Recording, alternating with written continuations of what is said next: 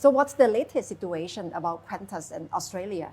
It's not a good day for Australia, whether it's for the airline business or even the COVID-19 situation itself. So let's start with the airline business first. Qantas has announced today that they will have to cut at least 20% of the workforce, which is part of their measures in response to the pandemic. As we're all aware that the pandemic has highly affected the airline businesses around the world, and Qantas is no exception.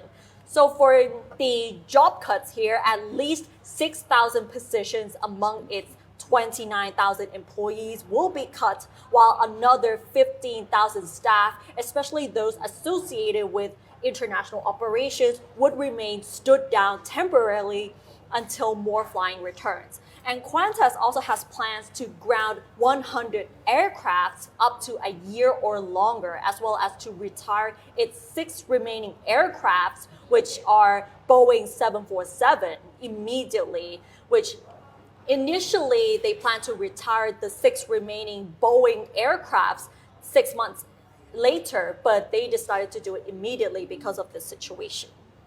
And what about COVID-19 in Australia? So the situation of COVID-19 in Australia is not really good either, because the state of Victoria has found 33 new cases of COVID-19, which is the biggest jump in more than 2 months. So according to the Victoria State Premier Daniel Andrews, authorities already started the testing blitz among around 10 areas, so the 10 most affected suburbs in Melbourne. So let's have a listen to what the Premier has to say. We will test 50% of those suburbs over the next 3 days.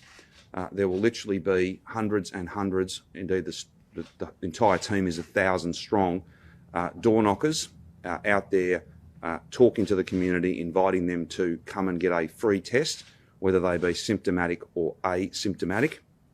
That'll be done in lots of new ways. For instance, we have ambulances and other vans that will literally be at the end of people's streets. So they will be invited to come and get a test, and they'll only have to travel 50 or 100 metres in order to complete that test, and vice versa. So to keep it simple, they went ahead with the testing as well as the testing blitz across 10 most affected suburbs in Melbourne, as well as the